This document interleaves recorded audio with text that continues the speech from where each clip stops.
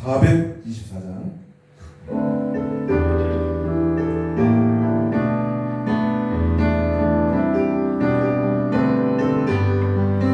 나의 생명 되신 주 주님 앞에 나갑니다. 주의 흘린 보혈로 좋게 하사 받아 주소서. 날마다 주를 찬송하겠네. 주의 사랑의 줄로 나를 굳게 잡아내소서. 괴로운 세상 지날 때 나를 인도하여 주소서. 주를 믿고 나가면 나의 길을 잃지 않겠네. 날마다 주를 찬송하겠네. 주의 사랑의 일로 나를 굳게 잡아내소서. 세상 살아갈 때에 주를 더욱 사랑합니다. 맑고 빛난 천국에 나의 영혼 들어가겠네. 날마다 주를 찬송하겠네. 주의 사랑의 눈으로 나를 굳게 잡아내소서. 아멘. 하나님 말씀은 히브리서 6장입니다. 히브리서 6장 13절에서 18절 말씀까지. 신약성경 히브리서 6장 13절에서 18절 말씀까지입니다.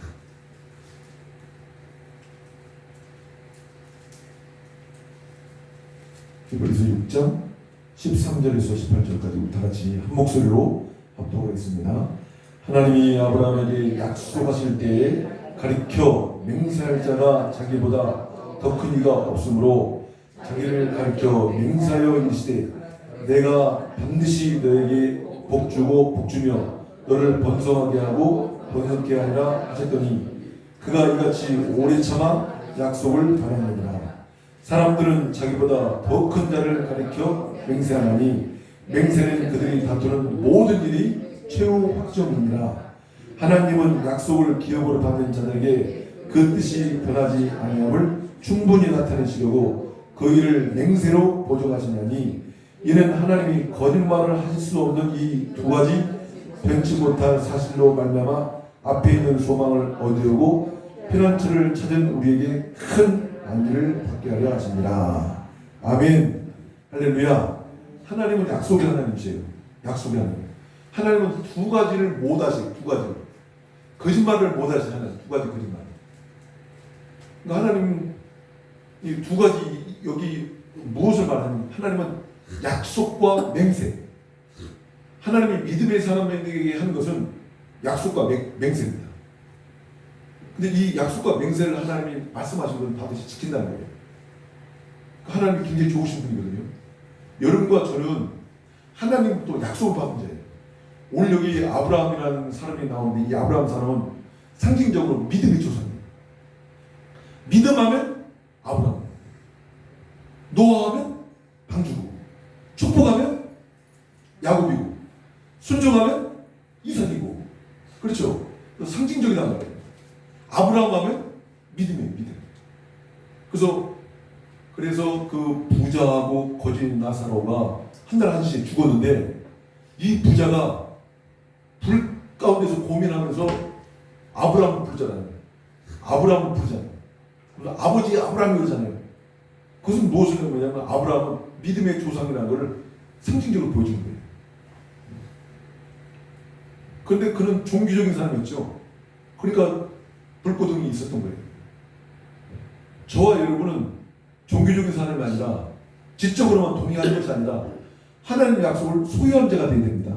아멘. 그래서 오늘 말씀의 제목은 약속받은 자입니까? 라는 제목인데, 제가 이 제목을 고민하면서 하여튼 하루를 고민했어요. 어떤 이 말씀은 정해놨는데 이 말씀을 보고 어떤 제목을 정할까 하루를 고민하다가 처음에는 제가 당신은 믿는 자입니까? 라는 이런 제목을 했다가 이 믿는 자입니까에 대한 보증은 뭐냐면 약속이거든요. 그러니까 내가 믿는다는 것은 내게 하나님의 약속이 있다는 얘기예요. 제가 여러분에게 계속해서 말씀드리죠. 우린 약속받은 자다. 우린 약속이 있다. 하나님의 말씀은 구약, 옛날 약속, 신약, 새 약속. 하나님의 말씀은 한마디로 약속. 구약과 신약은 한마디로 하나님이 사람에게 한 약속. 그래서 하나님은 우리에게 약속을 줬고 그 약속을 받은 자를 가르쳐 믿는 자라. 하나님이 신구약 성경을 통해서 몇 가지 약속을 하셨다고 했죠? 성수학자들이라는 얘기예요. 32,500가지의 약속을 하셨다. 내가 너를 도우리라. 내가 너를 붙세게 하리라. 내가 참으로 의로운 너를 붙들리라. 내가 너를 치료하리라. 내가 너와 함께하리라. 내가 너를 치료하리라. 내가 너에게 복을 주리라. 이런 어마어마한 약속들. 세상 끝날 때 내가 함께하겠다. 어마어마한 약속들. 32,500가지의 그 약속이 신구약 성경을 통해서 오늘 우리에게 주어진 거예요. 옆집 저 아저씨한테 주어진 게 아니고 지나가는 저 아주머니한테 주어진 게 아니고 바로 나에게 주어진 거예요. 그 약속이 있는 자가 바로 믿는 자입니다. 아멘. 우리는 그래서 성도, 성자, 성령 삼위일체 하나님을 믿는데 성경에 삼위일체라는 말은 없어요. 그건 교리로 정한 거예요. 성도와 성자와 성령이 한 분이라는 것을 예수님이 마지막 승천하기 직전에도 아버지와 아들과 성령의 이름으로, 이게 인격이란 말이에요. 이름 있다는 건 인격이란 말이에요. 이단들은 삼위일체를 부인하는 게 왜냐면 성부 하나님을 믿어요. 성자 예수님을 믿긴 믿는데 아버지도 조금 못한 자를 믿어요. 그리고 성경은 그냥 인격으로 믿질 않아요. 이단은. 대부분의 이단은 그래요. 뭐로 믿냐? 그냥 하나님의 권능으로만 보는 거예요. 권능은 그게 아니에요. 권능은 천사들이에요. 이 헬라어로 이 권능이라는 말은 성령이 임할 때 너의 권능을 받을 때 권능은 듀나미스예요. 그건 폭발적인 힘을 받는 거예요. 그러니까 히브리서에 보면 그 권능을 불꽃과 바람처럼 삼으셨다는 거예요. 성령이 임하실 때 성령이 그 마가의 땅에 바람같이 그리고 불꽃같이 임했던 것은 바로 천사들의 임재지 성령의 그 모습이 아니에요. 성령은 우리 가운데 내주하시지 천군 천사는 아무리 권능 가운데 임했다 해도 우리 안에 내주하지 않습니다. 성령만이 우리 가운데 내주하시는 거예요. 천군 천사는 우리 가운데 내주하지 않아요. 확실히 이해가 되죠? 천군 천사는 우리를 도우라고 보내심을 받았지만 우리 육체 가운데 거하지 않는다. 우리 육체 가운데 거하시는 분 오직 성령님 한 분이에요. 그분이 우리 가운데 왕노릇하고 그분이 우리를 다스리고 우리를 통치하시기 때문에 하나님의 나라는 우리 가운데 이루어져서 예수님 우리에게 말씀하신 하나님 나라가 멀리 저기 있는 것이 아니라 바로 네 마음속에 있다는 것은 성령이 우리 가운데 거하실 때 바로 우리 안에 성령님이 거하시는 말미암아 하나님 나라가 우리 가운데 임하실 거예요. 성령님은 우리에게 계속 말씀을 가르치고 말씀을 기억나게 하시고 말씀을 떠오르게 하신다니까요. 성령의 감화와 감동이 그렇단 말이에요. 자, 삼위일체 하나님은 바로 한 분이에요, 한 분.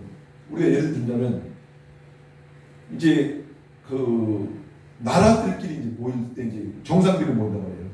그 나라에 어느 나라는 대통령이 행정부 수반이면 대통령이 올 것이고 행정부 수반이 총리면 총리가 올 것이고 그 사람들끼리 회의를 해요. 회의를 하는데 회장님이 회의할 때는 다 갖고 중역들과 이사들이 다 이렇게 앉잖아요. 수십 명씩. 그건 높은 자리가 여기에요. 여기가 상석이에요. 그 다음에 영의정, 좌의정이 있듯이 오른팔, 왼팔 이렇게 이제 그 주식이 많은 사람들이 앉고 힘이 있고 무기가 있는 사람들이 그 회장 중심으로 앉단 말이에요. 그런데 각국 정상들끼리 모일 때는 그렇게 모이지 않아요. 어떤 회의를 하면 원탁회의입니다. 원탁회의. 그 높거나 낮음이 없는 거예요. 성부, 성자, 성령은 마치 그거 같아요. 원탁에 앉아있다면 같은 자리에 앉아 계신 분이에요. 하나님과 성부와 성자와 성령은 높고 낮은 자리가 아니에요. 성부, 성자, 성령은 한 분이시란 말이에요. 기능에 있어서 역할이 다를 뿐이지 한 분이세요. 지금도 여러분의 마음속에는 계속 이게 남아있는 거야. 1 더하기 1은 1, 2 더하기 1은 4, 3 더하기 7은 10. 그게 있는 거야. 우리가 갖고 있는 세상의 경험적 지식을 버려야 돼요. 셋이 어떻게 하나냐, 아버지와 아들이 어떻게 하나냐, 그건 여러분의 생각이에요. 우리는 진리를 믿어야 되고 하나님의 말씀을 믿어야 돼요. 요한복음 10장 30절에 예수님 말씀하기를 아버지와 나는 하나라. 아멘? 그건 예수님 말씀이에요. 그건 진리예요. 예수님이 진리잖아요. 내가 곧 길이요 진리라고 말씀하잖아요. 예수님이 진리인데 진리신 그분이 말씀하시는 건 진리란 말이에요. 우리가 갖고 있는 이 오랜 기간 동안에 쌓여있는 학문적 지식, 그 지식으로 해서 아버지와 아들을 따로따로 구분하면 안 된단 말이에요. 그러니까 이단들은 그걸 이용하는 거예요. 더 크신 분, 더 작으신 분, 성령을 그렇게 하나의 권능을 보는 거예요. 예수님은 우리에게 하나님의 말씀을 주시는데 그 예수님 입에서 나오는 것이 다 내가 내 임의로 말하는 것이 아니라 아버지가 나에게 다 말할 것을 가르쳐 주셨다는 거예요. 그게 바로 진리란 말이에요. 오늘 여기 본 말씀에 하나님이 두 가지 이걸 변치 못할 사실을 거짓말 못 하신다는데 그게 뭐 첫 번째가 약속이에요. 두 번째가 바로 맹세입니다. 우리는 삼위일체 하나님을 믿어요. 삼위일체 하나님. 근데 그분이 한 분이라니까요. 우리 삼위일체 찬양 한번 부르고 말씀 한번 들어볼까요? 하나님을 아버지라 부르는 자, 예수님을 구주라 부르는 자, 성령님의 인도를 받는 삼위일체 찬양이거든요. 이건 제가 붙인 겁니다. 좋은 일이 있으리라. 여러분 갖고 계시는 여러분 보시면 나옵니다.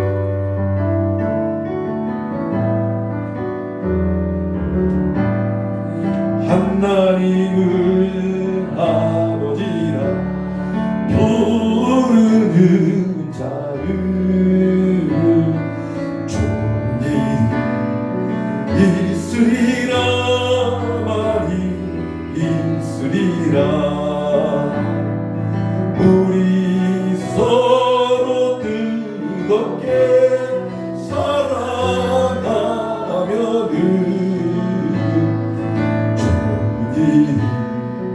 있으리라. 크게 있으리라. 예수님을 구주로, 예수님을 구주라 부르는 자를 좋은 일 있으리라. 좋은 일 있으리라. 많이 있으리라. 우리 서로 뜨겁게 사랑하면은 좋은 일 있으리라. 그게 있으리라. 성령님의 인도를 구하는 자를 좋은 일 있으리라. 말이 있으리라. 우리 서로 뜨겁게 사랑하면은 좋은 일 있으리라. 그게 다시 한번 하나님을 아버지라 부르는 자는 좋은 일 있으리라. 많이 있으리라. 우리 서로 뜨겁게 사랑하면은 있으리라. 그게 있으리라. 예수님을 부르라 부르는 자는 좋은 일 있으리라. 있으리라. 아멘.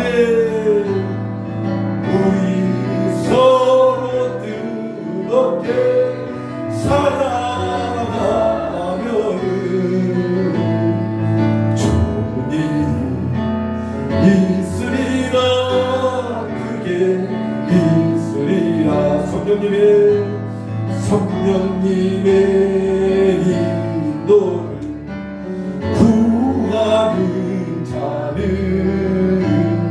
종이 있으리라.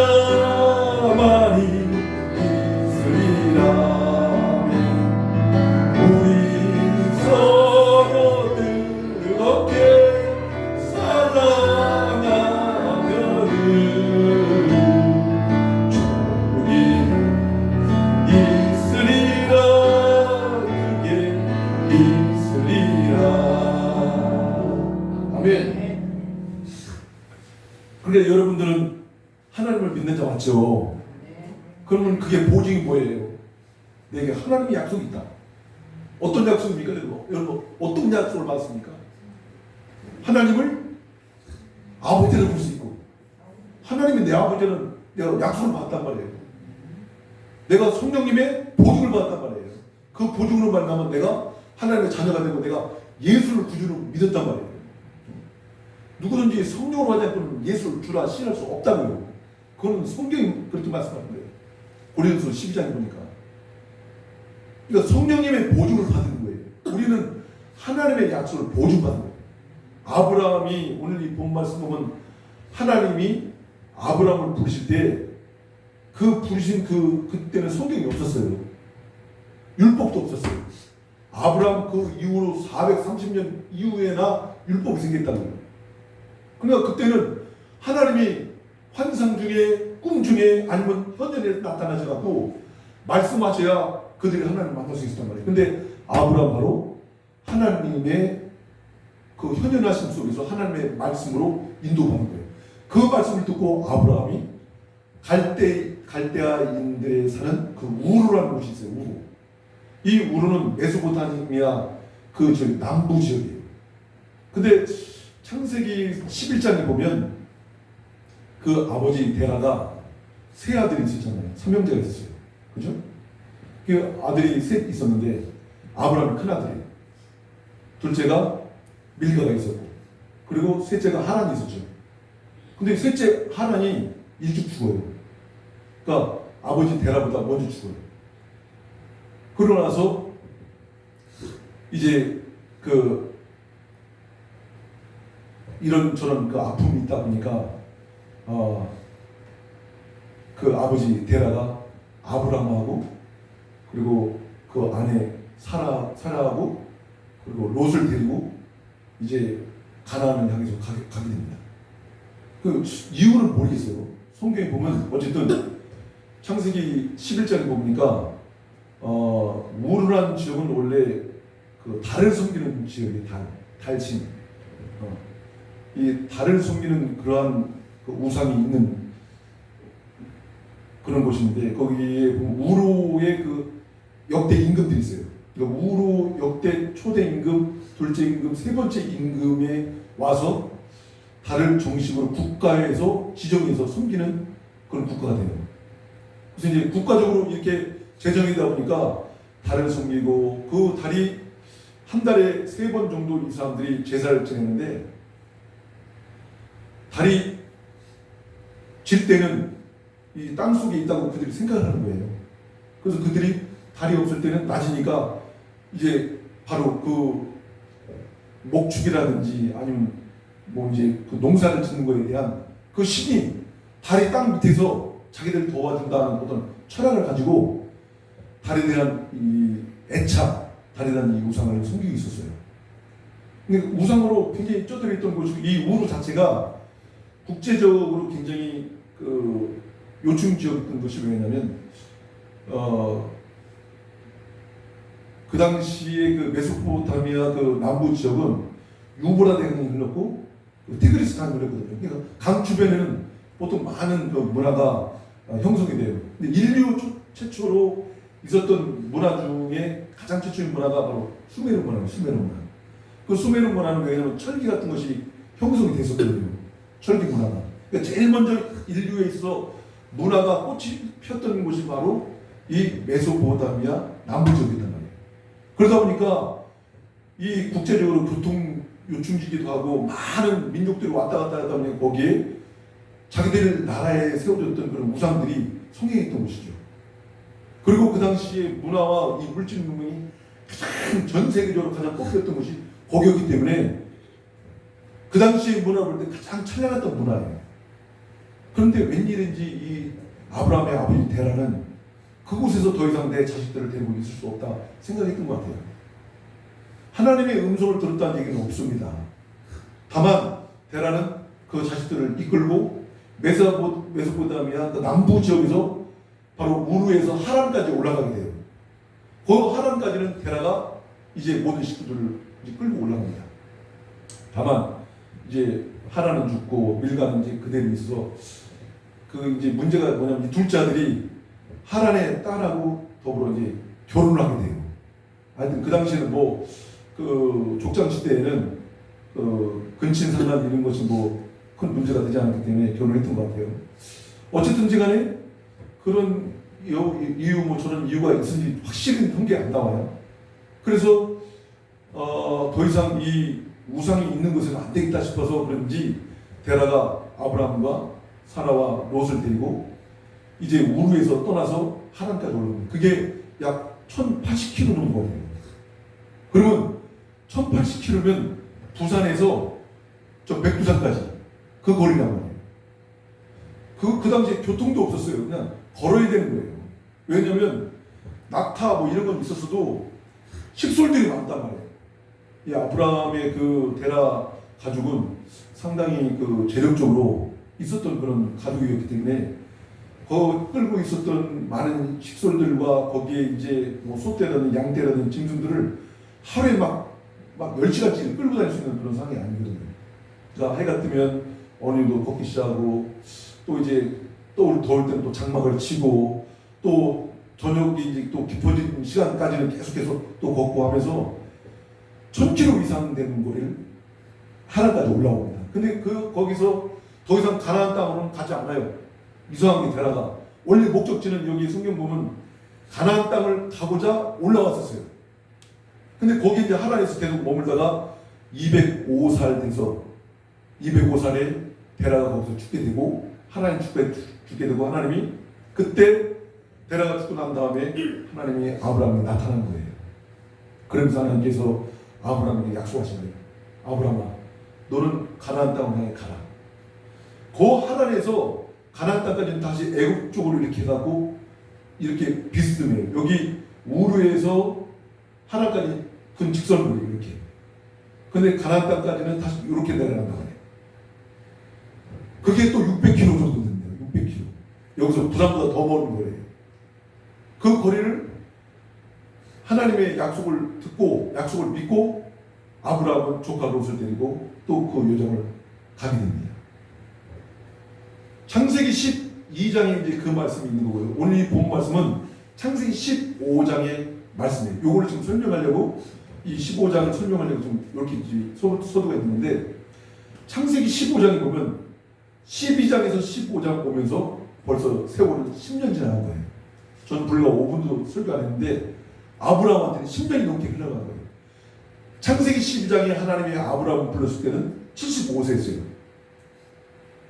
그리고 이제 창세기 여기 15장의 내용에서는 아브라함 나이가 85세였습니다. 그때 하나님이 아브라함이 두 번째 나타나신 거예요. 물론 그 안에 또 나타났는지 모르겠지만 물론 이제 하나님 나타났어요. 여러 군데 나타났어요. 근데 하나님이 또 그 당시에 창세기 12장에 약속을 한 거예요. 내가 너에게 가나안 땅을 주고 너에게 복의 근원이 될 것이다. 이런 약속을 한 거예요. 창세기 15장에는 하나님이 여러 차례 나타났어요. 그래서 이제 창세기 10장 애굽에 내려갔을 때도 하나님이 개입하시고 또 이제 롯이 잡혀갈 때도 개입하시고 계속 개입하셨어요. 그런데 창세기 15장에는 하나님이 창세기 12장에 약속했던 거예요. 그 약속한 거에 대한 맹세하기 위해서 창세기 15장이 있는 거예요. 맹세하기 위해서. 10년이 지나갔단 말이에요. 나이가 75세에서 85세면 얼마나 여러분 아기를 갖기를 서둘렀겠습니까? 그런데 10년이 하나님의 약속을 받고 10년이 갔는데 아기를 생길 기미가 안 보여요. 그때 그때 하나님 나타났어요. 그러니까 아브라함이 그 10년 동안 나름대로 섭섭했던 걸 얘기했죠. 하나님, 저희한테 뭘 주시려고 합니까? 하나님 나타났는데 밑도 끝도 없이 아브라함이 하나님께 그렇게 도전적인 질문을 합니다. 아브라함이 나타났어요. 그냥 하나님이 아브라함 앞에 나타났는데 하나님이 다른 말씀 안 하세요. 그랬더니 하나님한테 대뜸하는 말이, 하나님, 내게 무엇을 주시려고 말씀하시고 싶습니까? 이제 하나님 나에게 주신다만 그 민족은 난 이제 기대하지 않습니다. 그 당시에 이 우르에서 하나님으로 올라오는 그 과정 중에 다메섹이 있어요. 아마 제가 생각할 때는 이 다메섹에서 엘리에셀이라는 신실한 종을 만났던 것 같아요. 성품도 괜찮고 성실하고 뭘 맡기면, 하나님을 맡기면 저는 열을 감당할 수 있는 아주 성실한 그런 청지기 같아요. 이 엘리에셀 보니까. 창세기 15장에 보니까 이제 자기 후손에 대해서는 기대하지 않고, 제가 보니 하나님, 저에게 이 여정 속에 만난 사람인데 이 다메섹 사람 이 엘리에셀이 나름대로 성실하고 제 재산을 다 맡겨도 괜찮은 것 같습니다. 하나님. 이 엘리에셀을 어떻습니까? 그러니까 하나님이 좀 속상하셔. 그러면서 아니야. 네 자손을 통해서 아기를 분명히 줄 것이고 네 자손을 통해서 내가 약속했던 다 이룰 것이야. 그랬더니 하나님, 그러면 줄 것을 어떻게 내가 알겠습니까? 그랬더니 하나님이 말씀합니다. 너는 3년 된 암염소와 3년 된 양과 3년 된 송아지를 갖고 와서 제사를 드리라. 물론 거기 집비들기와 여기 산비들기 있어요. 근데 하나님 앞에 제사를 지낼 때는 하나님 요구하는 번제는 것은 각을 떠야 돼요. 각을 뜬 것은 이 목을 치고 여기 그대로 이 갈비뼈와 갈비뼈 살을 띄어서 이걸 다 각을 내는 거예요. 다 떠야 되는 거예요. 떠야 되는 거예요. 다. 그래서 이 쪼갠 고개 사이로 불이 지나는 불이. 그래야 이제 계약이 이루어진 거예요. 여기 오늘 창세기 15장, 창세기 12장에 약속한 거에 대한 맹세로 하나님이 15장에 나타난 거예요. 그래서 하나님이 3년 된 것은 무엇을 의미하는 거예요? 예수님의 공생의 3년을 예표하는 거라는 거예요. 하나님이 3년 된 거, 3년 된 거, 3년 된 거 세 번이나 요구하셨잖아요. 그럼 예수님의 공생의 3년을 예표하는 거예요. 그러니까 맹세는, 하나님이 하신 맹세는 목숨 걸고 하는 건데, 구약시대에는 실질적으로 이 시대에는요, 맹세라는 것은 목숨 걸고 합니다. 맹세가 어떻게 나온다고요? 저희들의 다투는, 어떤 계약자들의 다투는 것의 최후의 확정이다. 이거 무엇을 말하냐면, 우리가 약속을 했어. 자, 집을 팔어. 땅을 팔어. 자, 이제 그렇게 되는데, 집을 팔고 땅을 파는데, 이 사람이 계약금 넘어가고 중도금 넘어가는데도 집을 내놓을 생각을 안 해요. 그러니까 아니, 지난달 1월 10일까지 땅을 주기로 해놓고 왜 그 지계표를 여태까지 그대로 두고 있습니까? 10일까지 했으면 벌써 우리가 한 달이 지나고 지금 2월 10일인데 1월 10일날 빼기라는 건 왜 안 줍니까? 그러니까 이런 사정 저런 사정 막 얘기. 그러니까 계약자 간에 이렇게 문제가 있을 수 있어요. 여러분 약속했을 때 그 약속이 어떤 틀어지고 할 때가 있잖아요. 아브라함도 그런 생각입니다. 10년 동안 하나님이 약속을 안 지키시고 계속해서 미루는 것 같은 거야. 그러니까 하나님과 이 아브라함 사이에는 하나님의 앞에 10년이라는 건 아무것도 아닌데 사람이 할 때 10년이라는 것은 굉장히 조급한 시간일 수 있어요. 나이는 점점 들어가는데 애기는 언제 생산을 언제 키우노. 그러니까 아브라함은 나름대로 굉장히 조급한 거예요. 그러니까 서두를 수밖에 없죠. 여러분 같으면 안 그러겠어요? 약속했는데 집도 안 빼주고 땅도 부동산도 안 넘겨주고. 아브라함은 그런 심정이란 말이에요. 그러니까 하나님께서 창세기 15장에 나타나서 하신 말씀이 3년 된 암염소, 그리고 3년 된 양, 그리고 3년 된 송아지를 갖고 와라. 다 각을 떠라. 그리고 각을 떠났더니 저녁 시간에 갑자기 하나님의 불이 나타나더니 그쪽엔 고깃을 확 가지나가는 거예요. 불이. 구약시대에 여러분 이제 맹세를 해요. 사람들이 계약했는데 계약이 잘 안 이루어지고 이행을 안 한단 말이에요. 갑이 이행을 하는지 을이 이행을 하는지. 갑은 넘겨주려고 하는데 돈이 들어와야 할 그 제때 돈이 안 들어와. 준다는 거 안 줘. 그러니까 못 넘겨줄 수도 있어. 그러니까 이 사람 사이의 약속이라는 것은 갑이 잘못할 수도 있고 을이 잘못할 수 있어요. 그러니까 서로 다투는 거예요. 그 성경 말씀입니까? 이 맹세라는 것은 모든 계약의 모든 약속의 최후 확정이다. 그 맹세라는 것은 마지막에 한 건데 각을 떴잖아요. 각을 뜨고 과거에는 어떻게 했냐면 두 사람이 자 여기 보면 이 재물이 있단 말이에요. 이걸 만약에 양이든 소든 이걸 각을 떴어요. 그리고 좌측에다 우측에 놓고 두 사람의 계약자가 여기를 지나가요. 손잡고 여기 지금 죽어 있는 거죠. 이걸 지나갑니다. 이것은 무엇을 말? 이게 바로 맹세예요. 맹세. 이 맹세라는 건 뭐냐면 더 이상 다툴 게 없다. 만약에 너와 나 사이에 한쪽이 계약을 파기하면 이 소와 같이, 이 양과 같이, 이 염소 같이 찢어 죽일 것이다. 이게 최후의 확정이고 이게 맹세입니다. 맹세는 바꿀 수 있어요, 없어요? 못 바꾼 거예요. 이게 죽음을 두고 하는 거예요, 맹세라는 것은. 이해가 되니까요? 이 영적인 굉장히 많은 의미가 있잖아요. 3년 된 암염소, 3년 된 양, 3년 된 송아지. 이건 어떤 의미가 있는 거예요? 바로 예수 그리스도, 예수 그리스도. 예수 그리스도를 통해서 하나님의 모든 약속을 확정한 거예요. 아멘? 하나님이 우리에게 약속을 한 것은요, 그냥 우리를 단순히 하나님의 자녀로 이렇게 삼기 위해서는 하나님의 맹세로 그 아들을 주심으로 말미암아 우리를 자녀 삼은 거라고요. 지금 아브라함하고 한 약속도 마찬가지예요. 하나님이 약속을 하는데 그 약속을 맹세하는 것은 하나님이 목숨 걸고 목숨 내놓고 두 사람 사이에 맹세하는 것은 더 이상 우리 약속 네가 파괴든 내가 파괴든 둘 중에 끝까지 그날 그 정한 시에 한 사람이 파괴하면 진짜 찢어 죽인다 이렇게 진짜 이런 의미입니다. 상대방이 잘못하든 내가 잘못하든 이건 반드시 지켜야 돼요. 맹세라는 거. 성경에 보면 사사의 중에 입다라는 사람이 나오죠. 입다라는 사람은 어땠습니까? 암몬 족속과 전쟁을 하는데 그 암몬 족속한테 나가서 싸울 만한 사람이 없는 거예요. 그러니까 입다가 아무리 봐도 입다만큼 강력한 용사가 없었거든요. 하나님 신이 내린 아주 강력한 용사예요. 그러니까 모든 이스라엘 백성들이 입다만 바라보는 거예요. 그러니까 입다가 칼을 휘둘면서 내가 나가겠다. 내가 이 암몬 족속을 쳐부시고 오겠다. 그러면 하나님 앞에 그때 맹세하잖아요. 맹세. 하나님, 제가 이 전쟁에서 제가 죽지 않고 살아서 돌아오시기만 한다면 우리 집에 제일 먼저 튀어나오는 그것이라고 했어요. 그것. 사람이 아니에요. 원래는 자기 집에서 키우는 개 종류, 짐승 정도로 생각했던 거예요. 입단에.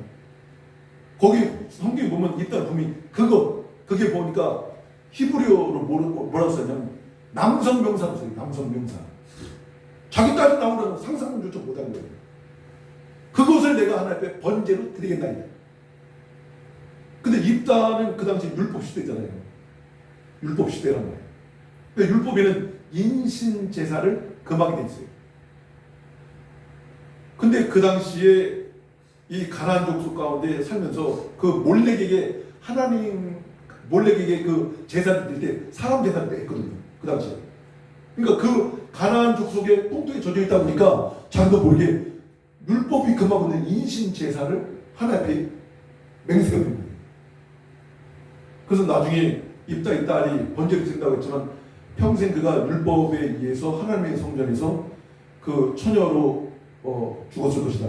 하나님의 성막에서 일하며 죽을 것이다. 그렇게 이제 학자들은 보고 있고 또 그게 맞다고 생각합니다. 어쨌든 간에 맹세라는 것은 모든 약속의 최후 확정이에요.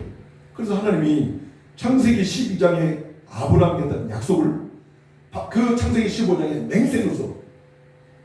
맹세로서 아브라함과 하나님 사이에 있는 그 갈등을 해결하는 말씀입니다. 자, 85세. 그런데 말이죠. 이렇게 은혜 받을 때 꼭 시험이 찾아와요.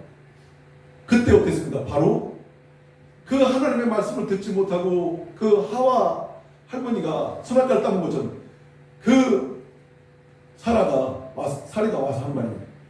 아휴, 내 나이도 이제 75세고 당신 나이도 지금 85세인데 어느 청년에 우리가 아이 세상하겠습니까?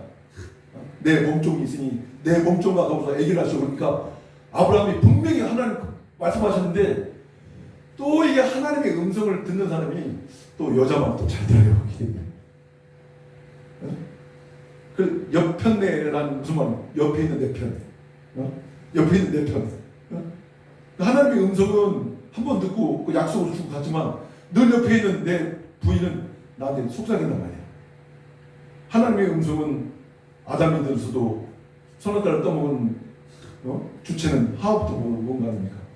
그러니까 우리가 어느 천년에 아기를 낳아서 키우겠냐고 이렇게 말을 하니까 아브라함이 그도 그래 하나님 말씀하시는데 아마 나를 내 씨를 내니까 하갈을 통해서 줄 수 있겠지. 또 인간적인 생각을 하는 거예요. 그래서 86세에 아기를 낳습니다. 그게 바로 이스마엘이에요. 지금도 저 팔레스타인에서 싸우고 있는 게 지금도 2022년에 싸우고 있는 이스라엘과 저 유대인들과 계속 싸우는 게 지금 이스마엘은 하갈의 수생을 낳고 싸우는 거예요.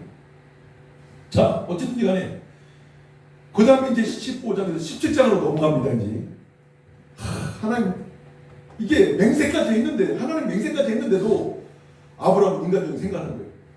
창세기 17장에 보니까 하나님이 아브라함에게 또 나타나세요. 아브라함아 너는 내 앞에 행하여 완전하라. 그러니까 하나님 무슨 말씀입니까?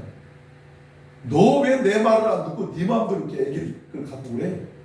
그것도 벌써 14년 지나서 아브라함 나이 99세입니다. 85세에 나타났던 하나님이 99세에 나타나고 그 말씀하신 거예요.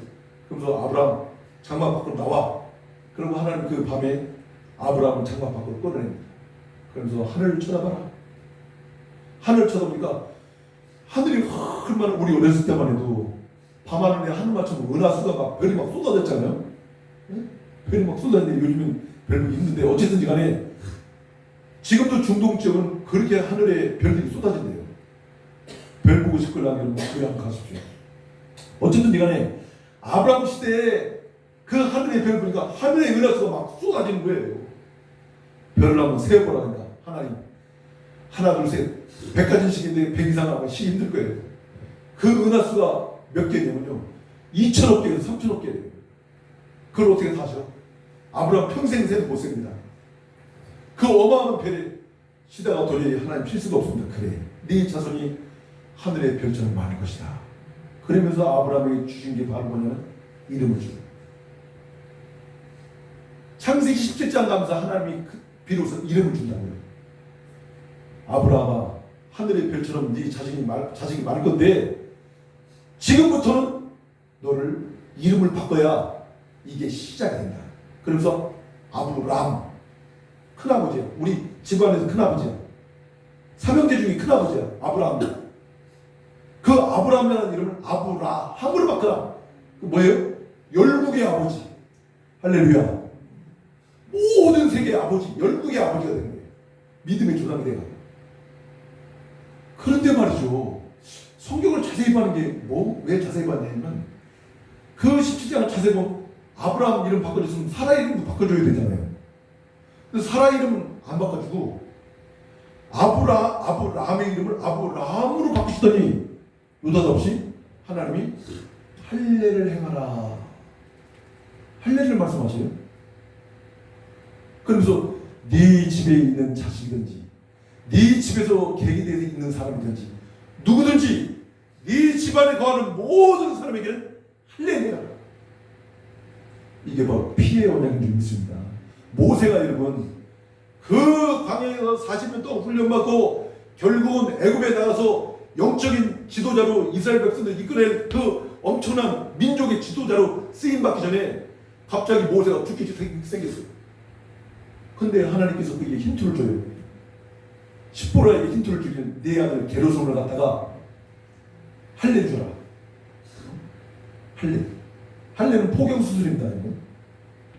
아이의 이 성기는요 8일 동안은요 여기에 하나님이 희한하게 뭘 주냐면 마취제를 한대. 마취제. 그리고 애기가 그걸 표피를 잘라도 아픈 줄 모르겠네. 희한하죠 이건. 그래갖고 어쨌든 이간에 그 집안에 있는 아기를 갖다가 아브라함이 할례를 행합니다. 여러분 여기 큰 영적 의미가 있는 거예요.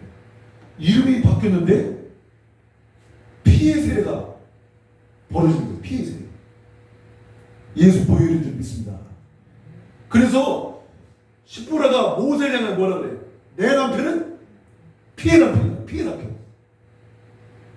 모세의 그 별명이 뭐냐면 피해 남편이에요. 이 큰 역사를 보는데 모세가 애굽에 있는 이스라엘 백성을 이끌어내는데 피해 남편 그 피값이 없어서 안 되고 피로 시작했다가 6월절에 어린 양이 피를 받아서 결국 이끌어내잖아요. 레위기 17장 10절 말씀이니까 모든 생명은 피에 있는 피가 사람들의 죄를 속한다잖아요. 피 없이는 피 흘림이 없으면 사람이 없다잖아요.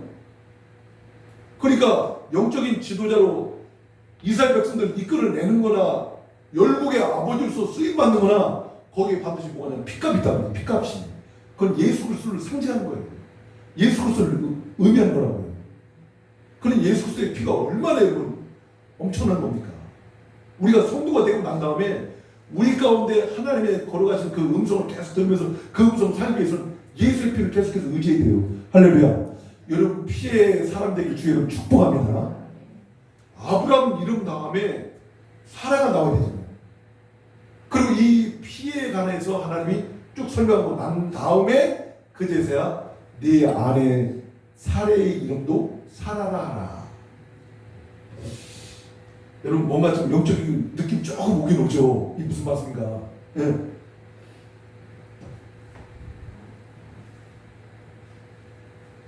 우리는 남자가 됐든 여자가 됐든 우리는 하나님의 아들의 영을 받은 사람들이에요. 여기 이 피는 여자는 할례 받을 수 있어요, 없어요? 없죠. 할례는 남자만 받을 수 있는 거예요. 남자만. 할례는 여자는 할례를 받을 수가 없어. 할례를 받을 수 있는 게 없어. 애당부터. 그러니까 남자에게 할례를 행한단 말이에요. 그것은 무엇을 의미하냐면 여자는 남자에게 낳잖아요. 그러니까 아브라함이 남자는 남자인데 피해의 남자가 되는 거예요. 예수 그리스도의 보혈을 의지해서 열국의 아버지가 된단 말이에요. 여자는 거기서 나온 거예요. 그러니까 로마서 8장 14절 15절 말씀이니까 물론 너희는 무수한 종의 영을 받지 않냐고 양자의 영을 받으므로 하나님은 아버지라 부른다는 것은 그리스도 예수 안에 있는 사람은 남자든 여자든 다 아들의 영을 받은 거예요. 아들의 영. 왜? 피값이 있어서. 피값. 그 피값으로 말미암아 여자도 아들의 영이 있어서 하나님을 아버지라 부르는 거고 남자도 아들의 영에서 하나님을 아버지라 부르는 거예요.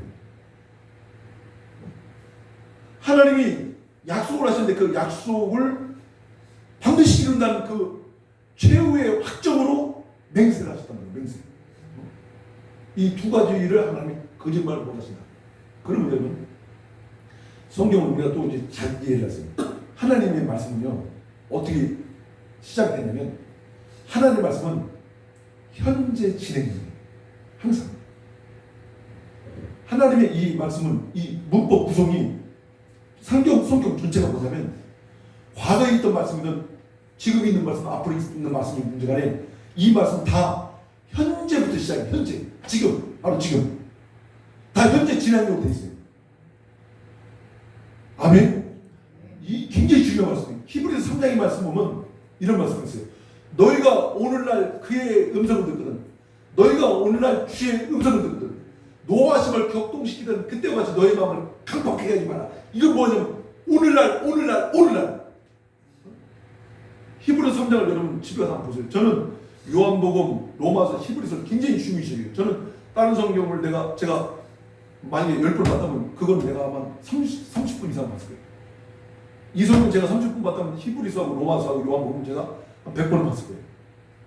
그 정도로 저는 일반 성경보다 요한복음과 로마서와 히브리서를 많이 볼 편입니다. 왜냐면 그 맥이 예수에 관한 것이고 교회법, 믿음의 법이 잘 나와 있거든요. 근데 히브리서 3장에 보니까 오늘날 너희가 주의 음성을 듣거든 오늘날 이렇게 세 번이나 강조하는 내용이 나옵니다. 오늘날 하나님의 음성은요 지금부터 내게 시작하는 거예요. 내게 지금 온 말씀이에요. 그래서 지금부터 시작하는 거예요. 아브라함에게 하나님 하신 말씀은 내가 오늘부터 시작돼요. 오늘부터 시작돼요. 오늘부터. 하나님 말씀 내일부터 이건 여러분 속는 겁니다. 내가 내일부터 내가 기도해야지. 내가 다음 주부터 내가 열심히 해. 내가 다음부터 내가 신부주의도. 내가 다음 주부터 전도. 그거 아니라니까요. 하나님 말씀 즉시로 하나님이 약속하시고 난 다음에 10년 후에 맹세하셨지만 하나님은 그 약속을 반드시 이루신 분이기 때문에 물론 25년이 지난 다음에 하나님은 그 약속을 온전히 이루셨어요. 그러니까 우리가 서두를 필요 없어요. 절대 서둘 게 없어요. 하나님의 약속을 내가 지금 믿고 있다면 믿고 있는 그 말씀 이미 작동하기 시작했다니까요. 내가 눈에 보이지 않고 귀에 들리지 않지만 이미 그 말씀은 살아서 역사하고 지금 이미 필요한 사람에게 치료가 임했고 이미 복이 필요한데 복이 임했고 물질이 필요한 물질이 임했고 오늘부터 지금부터랍니다. 항상 지금부터 하나님의 말씀은 현재 진행이에요. 지금부터 살아 역사하는 거예요. 아멘. 그 다음에 하나님의 말씀은 명령형으로 되어 있어요. 명령. 요한복음 12장 보니까 예수께서 말씀하기를 요한복음 12장 49절에 말씀하기를 내가 내 자유로 말하는 것이 아니라는 거예요. 아버지께서 내게 친히 말할 것을 내게 명령하여 주셨다. 예수님은 하나님의 말씀을 명령으로 바꾸고 오신 거예요. 우리도 마찬가지예요. 하나님의 말씀을 우리가 들을 때 이건 들어도 되고 안 들어도 되고 지켜도 되고 안 지켜도 되고 해도 되고 안 해도 되고 그게 아니에요. 하나님의 말씀은 최후의 확정이에요. 최후의 확정. 이미 여기는 더하거나 뺄 필요가 없는 거예요. 하나님의 말씀은 더하거나 뺄 필요가 없어요. 하나님의 말씀은 최후의 확정이야. 내가 이걸 더 말씀을 가미시킨다거나 이걸 더 해석할 필요가 없는 거예요. 재해석할 필요가 없는 거예요. 이미 이 말씀은 완벽한 말씀이라는 거예요. 그래서 이 말씀은 우리에게 명령형으로 되어 있기 때문에 이 말씀 따라 그대로 살아가면 바로 여러분과 저의 삶 가운데 하나님의 능력이 머물러 있는 거예요. 머물러 있어요. 머물러 있어요. 현재 진행형이기 때문에 그 말씀 우리 가운데 머물러 있는 거라니까요. 제가 얼마 전에 이제 저희 식구 중에 한 사람이 있어서 기도를 하는데 머물러 있더라고요. 치료가. 그래서 제가 그걸 선포를 했어요. 치료가 머물러 있네요. 그들이 진짜 놀랍게 안 아프대요. 그건 무슨 말이냐면 내가 하나님 말씀을 믿고 그 말씀이 명령이라는 걸 내가 깨닫고 그 말씀이 조금 더 과감할 필요 없이 그 말씀을 그대로 믿으면 이 말씀이 우리를 치료하고 이 말씀이 우리를 가나안 땅으로 이 말씀이 우리를 푸른 주장으로 인도하는 거예요. 더 이상 우리는 하나님 말씀이 최후의 확정이라고. 최후의 확정. 그러니까 오늘 우리가 하나님 말씀을 지금 우리가 들으면서 깨달을 수 있는 것을 내 신비에 각인을 해야 됩니다. 하나님 말씀은 명령형으로 되어 있고 하나님 말씀은 현재 진행형으로 지금부터 이미 살아 역사하는 것이고 그리고 하나님 말씀은 더 이상 최후의 확정으로 하나님의 그 아들 예수를 내놓고 맹세를 하셨단 말이에요. 그래 하나님의 약속이 우리 가운데 이루어지겠습니까? 안 이루어지겠습니까? 우리가 여러분 부활할 때 우리가 부활하고 우리가 변화체가 되겠습니까? 안 되겠습니까? 이미 우리가 예수님 오실 때 죽었다면 우리는 바다 속에 있든지 땅 속에 있든지 산에 있든지 우리가 뿌려져서 어디 있든지 관계없어요. 그 주님 오시는 순간 우리 순간에 이 부활체로 우리 순식간에 부활의 그 몸으로 바뀌어서 급속도로 끌어올라갈 겁니다. 우리가 그 주님이 오실 때 우리가 살아있다면 우리는 순식간에 변화는 변화체가 될 거예요. 이건 제 얘기가 아니고 고린도 15장 말씀입니다. 부활체가 됐든 변화체가 됐든 우리는 공중에 올라갈 수 있을 만큼 우리는 하나님 말씀으로 무장된 사람들이에요.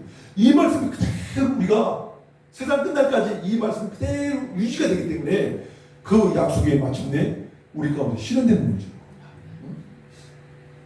하나님이 우리에게 이 두 가지 변치 못할 사실에 대하여, 첫째는 약속하신 것, 하나님이 아브라함에게 약속한 것은 로마서 4장에 보니까 아브라함뿐만 아니라 믿는 모든 자에게도 이 똑같은 약속을 하시다는 거예요. 아브라함은 바랄 수 없는 중에 바라고 믿을 수 없는 중에 믿고, 하나님은 죽은 자를 살리신 걸 믿고, 하나님은 이렇게 믿었기 때문에 하나님이 아브라함을 믿음의 조상으로 세우신 것 같이, 우리가 믿는 이 믿음은, 아브라함은 지금 바라보는 믿음이었지만 우리는 이미 이루어진 믿음을 갖고 우리가 살아가잖아요. 아브라함은 오실 예수를, 그 메시아를 바라보면서 그는 믿었지만 우리는 이미 2000년에 오셨다 가신 예수를 믿잖아요. 그러니 여러분, 우리가 더 유리하지 아브라함이 더 유리합니까?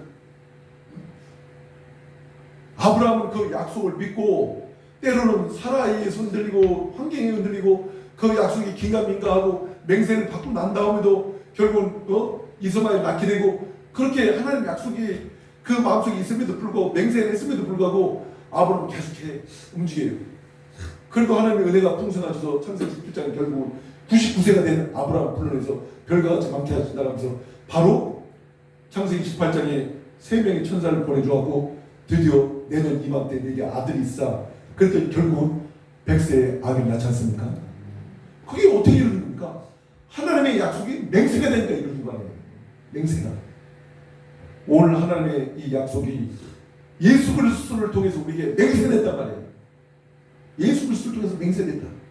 내가 오늘 약속을 받다, 이게는 하나님이 내게 맹세한 것까지 다 포함됐단 말이에요. 나는 하나님의 약속 32,500가지의 약속을 받은 자다. 이 얘기는 하나님은 그 약속과 더불어 맹세를 하신 분이에요. 그 맹세, 나는 믿음으로 받기만 하면 되는 거예요. 하나님과 내가 예수 그리스도의 그 공로를 의지해서 하나님과 내가 이 약속을, 그 언약을, 그 사이를 지나가는 거예요. 그 피값은 예수에게 있는 거고, 예수는 그 피값을 감당하신 분이고, 우리는 하나님의 약속을 받기만 하는 거예요. 근데 하나님 그 약속을 맹세로서 예수의 피값으로 뿌려준 거란 말이에요. 이것에 대해서 하나님은 절대 후회함이 없고 변개치 아니하시고, 하나님은 우리에게 지금부터 시작해서, 오늘부터 시작해서, 그리고 이 말씀이 명령이 되어서 이 말씀을 과감하지 말고, 이제 나는 약속받은 자다, 나는 이제 맹세 받은 자다, 이걸, 그 명령을 믿고 여러분 살아갈 수 있기를 주의 이름으로 축원합니다. 아멘. 우리 주님을 의지합니다. 찬양하실까요? 주님을 의지합니다. 다 가사를 아는 찬양이니까 주님을 의지합니다. 찬양하면서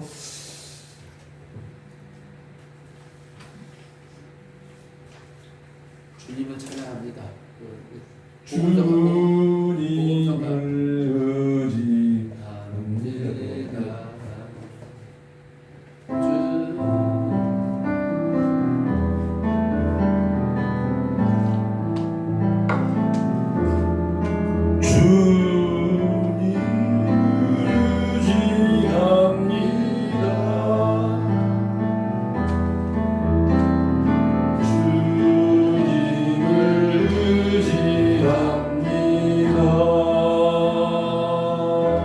내 삶의 위로와 내 삶의 위 참평안 주시는 참평안 주시는 주님을 의지합니다. 주님을 찬양합니다. 주님을 찬양합니다.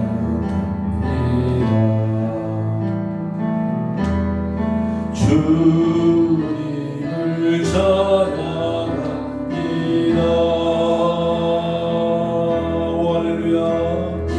오 할렐루야. 오 할렐루야.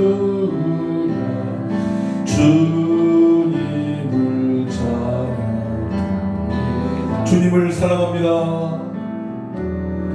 주님을 사랑합니다. 주님 사랑합니다. 이런 이는 내 영혼의 고백입니다. 이는 내 신앙의 고백입니다. 주님 사랑합니다.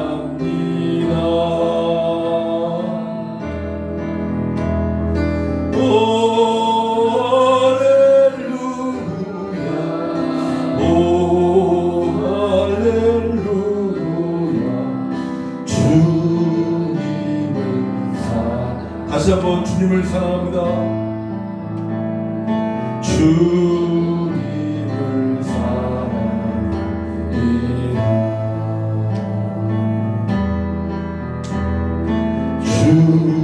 주님을 사랑합니다.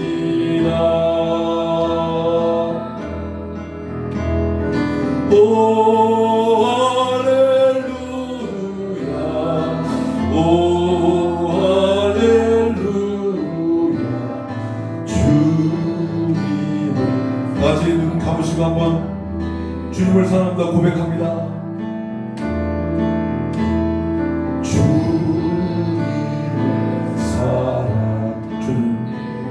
주님 사랑합니다.